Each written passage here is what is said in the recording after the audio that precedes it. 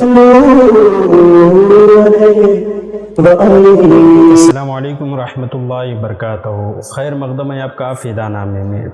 حضور شیخ الاسلام امام انوار اللہ فاروقی فضیلت بہادر جنگ بانی جامعہ نظامیہ حیدرآباد کا ذکر خیر کے ساتھ حاضر ہیں، اس امید کے ساتھ کہ اگر آپ کو یہ ویڈیو پسند آئے تو لائک اور شیئر ضرور کریں۔ آپ کا اسم گرامی محمد انوار اللہ خان بہادر تھا اور سلطنت نظامیہ کی جانب سے آپ کو فضیلت جنگ کا لقب ملا ہوا تھا۔ حضرت شیخ الاسلام امام انوار اللہ فاروقی علیہ رحمۃ رضوان 4 ربیع الثانی 1265 ہجری کو ناندیڑ میں پیدا ہوئے۔ ان کی والدہ کا بیان ہے کہ حمل کے دوران انہوں نے پیارے مصطفیٰ صلی اللہ علیہ وسلم کو خواب میں قرآن مجید کی تلاوت کرتے ہوئے زیارت فرمائی۔ جیسا کہ شیخ انوار اللہ فاروقی علیہ رحمۃ رضوان کے نام سے ظاہر ہے کہ آپ دوسرے خلیفہ اسلام حضرت عمر فاروق رضی اللہ عنہ کی نسل سے ہیں۔ آپ کے والد کا نام ابو محمد شجاع الدین اور دادا کا نام قاضی سراج الدین تھا۔ حضرت امام انوار اللہ فاروقی علیہ رحمۃ رضوان کے دادا فرخ شاہ کابلی کابل افغانستان سے خاندان کے وہ پہلے شخص تھے جنہوں نے ہندوستان میں رہائش اختیار کی۔ فرید الدین گنج شکر اور امام ربانی شیخ احمد مجددی سرہندی اسی نسل سے ہیں، یعنی فاروقی نسل سے۔ حضرت امام انوار اللہ فاروقی علیہ رحمۃ رضوان کے 2 بیٹے اور 4 بیٹیاں تھیں۔ ان کے پہلے فرزند عبدالجلیل 1292 ہجری میں پیدا ہوئے اور 1295 ہجری کو وفات پا گئے، اور ان کے دوسرے فرزند عبدالقدوس 1297 ہجری میں پیدا ہوئے اور 1307 ہجری میں مدینہ منورہ میں وفات پا گئے۔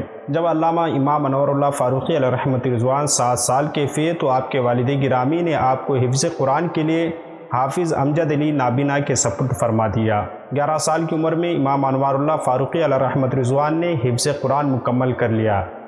شیخ الاسلام انوار اللہ فاروقی علیہ رحمۃ رضوان نے ابتدائی تعلیم اپنے والد گرامی سے حاصل کی۔ آپ نے فقہ اور منطق مولانا عبدالحلیم فرنگی محلی اور مولانا عبدالحی فرنگی محلی سے پڑھی۔ فقہ کی کچھ تعلیم آپ نے مولوی فیاض الدین اورنگ آبادی علیہ رحمہ سے بھی حاصل کی۔ آپ نے تفسیر قرآن کی تعلیم اصول فقہ اصول تفسیر شیخ عبداللہ یمنی سے حاصل کی، اور حدیث کی سند تکمیل بھی آپ نے شیخ عبداللہ یمنی علیہ رحمہ سے حاصل کی۔ 1285 ہجری میں انوار اللہ فاروقی علیہ رحمۃ رضوان بطور کلرک بھرتی ہو گئے۔ تقریباً 1.5 سال بعد آپ کو ایک غلط اندراج کرنے کے لیے کہا گیا، جس کے جواب میں آپ نے اپنا استعفیٰ پیش کیا۔ ان کے افسر نے وعدہ کیا کہ آئندہ اس طرح کوئی بھی کام ان سے نہیں لیا جائے گا، آپ ملازمت پر بحال رہیں۔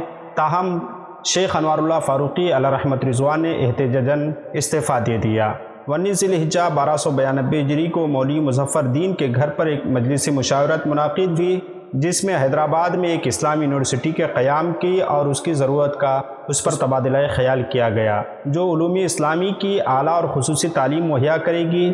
یہ تجویز منظور کر لی گئی اور علماء کی ایک بڑی تعداد نے خیال ظاہر کیا کہ امام انوار اللہ فاروقی علیہ رحمۃ رضوان کے علاوہ کوئی ہستی نظر نہیں آتی جو اس طرح کی ادارے کی سربراہی اور سرپرستی کر سکے۔ اس طرح امام ادارے کے سربراہ مقرر کیے گئے اور آپ نے جامعہ نظامی کی بنا ڈالی۔ امام انوار اللہ فاروقی علیہ رحمۃ رضوان کے حوالے سے مرقع انوار جو مولانا فصیح الدین نظامی لائبریرین کتب خانہ جامعہ نظامیہ نے تحریر کی ہے، آپ اس کو لازمی طور پر پڑھیں، اور ساتھ ہی ہم نے ایک اپلیکیشن بنائی ہے شیخ الاسلام امام انوار اللہ فاروقی علیہ رحمۃ رضوان کے حوالے سے، اس میں تمام کتابیں اور ان کے تمام سیرت و سوانح پر مشتمل کتابیں مضامین وغیرہ سب شامل ہیں، آپ اس سے بھی استفادہ فرما سکتے ہیں۔ شیخ الاسلام امام انوار اللہ فاروقی علیہ رحمۃ رضوان جہاں عالم فاضل تھے، وہیں آپ نے حیدرآباد کے نواب سلطنت آصفیہ کے ذمہ داروں کے بھی آپ نے استاذ مقرر ہوئے۔ جیسا کہ مولوی زمان خان شہید کی شہادت کے بعد ان کے بھائی نواب میر محبوب علی خان کے استاد آپ مقرر ہوئے۔ اس کے علاوہ بھی ان کی کئی سرکاری اور غیر سرکاری حضور شیخ الاسلام امام انوار اللہ فاروقی علیہ رحمۃ رضوان کی ذمہ داریاں تھیں۔ امام انوار اللہ فاروقی علیہ رحمۃ رضوان نے 3 مرتبہ مکہ مکرمہ اور مدینہ منورہ کا اور مقدس شہروں کا سفر اختیار کیا۔ پہلا سفر 1294 ہجری اور دوسرا سفر 1301 ہجری اور تیسرا سفر 1305 ہجری میں فرمایا۔ تیسری مرتبہ آپ نے وہاں 3 سال تک قیام فرمایا۔ اسی درمیان آپ کے صاحبزادے کی وفات بھی مدینہ منورہ میں ہو گئی۔ اس دوران میں ضروریاتی زندگی کی تکمیل کے علاوہ اپنا تمام وقت عبادت یا کتب خانوں میں اور کتابوں کے مطالعے میں شیخ الاسلام امام انوار اللہ فاروقی علیہ رحمۃ رضوان کی کتاب ہے جس کا نام انوار احمدی، وہ کتاب وہیں آپ نے حجاز کے سفر میں لکھا۔ اس کتاب پر کچھ کام علامہ ارشد القادری علیہ رحمۃ رضوان نے بھی فرمایا ہے۔ شیخ الاسلام امام انوار اللہ فاروقی علیہ رحمۃ رضوان نے کئی اہم اسلامی کتب کی نقل اپنی ذاتی خرچ پر کروائی، اور ان میں سے اہم ترین کتاب کنز العمال ذخیرہ حدیث 9 جلدوں پر مشتمل ہے، اور اس کے علاوہ جامع مسند امام اعظم، سنن بہقی اور ان کے علاوہ دیگر کتب بھی آپ نے اپنی ذاتی خرچے پر اس کی نقل کروائی اور اسے لے کر واپس حیدرآباد واپس آ گئے۔ اسی سفر میں ان کی بہن اور بیٹا بھی وفات پائے۔ حضور شیخ الاسلام امام انوار اللہ فاروقی علیہ رحمۃ رضوان خود بہت بیمار ہو گئے اور ان کی زندگی کو خطرہ لاحق تھا۔ بالآخر مدینہ کے علماء، صلحاء، صوفیاء اور خصوصاً حاجی امداد اللہ مہاجر مکی کے اصرار پر امام انوار اللہ فاروقی واپس حیدرآباد جانے کا ارادہ ظاہر فرمایا۔ مقدس شہروں سے اور حجاز سے واپسی کے بعد امام انوار اللہ فاروقی کی تقرری ساتویں نظام محترم نواب میر عثمان علی خان کے استاد کے طور پر ہوئی۔ ساتویں نظام کی تاج پوشی کے بعد امام انوار اللہ فاروقی نے اپنا تمام وقت علوم اسلامی کی خدمت کے لیے وقف کر دیا، تاہم نظام نے ان کو دکن کا صدر الصدور کے عہدے کے لیے قائل کر لیا۔ اگرچہ امام نے اعتراض کیا کہ سرکاری ملازمت کی عمر تو 55 سال ہے اور ان کی عمر تجاوز کر چکی ہے۔ انہوں نے بتایا کہ اس عہدے کے لیے ان سے زیادہ مناسب اور کوئی دکن میں پایا نہیں جاتا۔ ایک عرصے کے بعد امام انوار اللہ فاروقی علیہ رحمۃ رضوان کو مذہبی امور کے وزیر بنا دیے گئے۔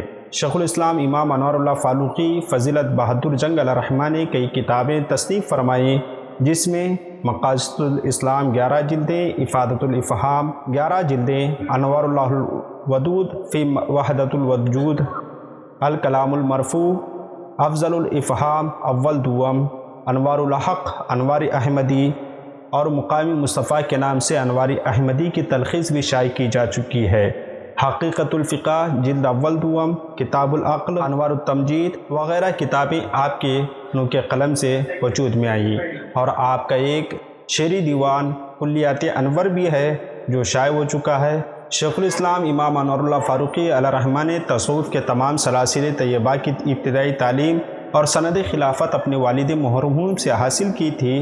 اس کے بعد مکہ و مدینہ منورہ کے سفر کے دوران آپ نے حاجی امداد اللہ مہاجر مکی علیہ رحمۃ رضوان سے بیعت ہوئے اور ان کی معیت میں سلوک کے منازل طے کیے اور درجہ کمال کو پہنچے۔ حاجی امداد اللہ مہاجر مکی نے انہیں کسی خواہش کے بغیر تمام سلاسل طریقت کی اسناد اور اس کی اجازت عطا فرمائی، اور دکن میں اپنے مریدین کو روحانی معاملات میں ان سے رہنمائی لینے کی تاکید فرمائی۔ اس کے باوجود بھی امام انوار اللہ فاروقی علیہ رحمۃ رضوان نے کبھی کسی کو مرید بننے کے لیے نہیں کہا۔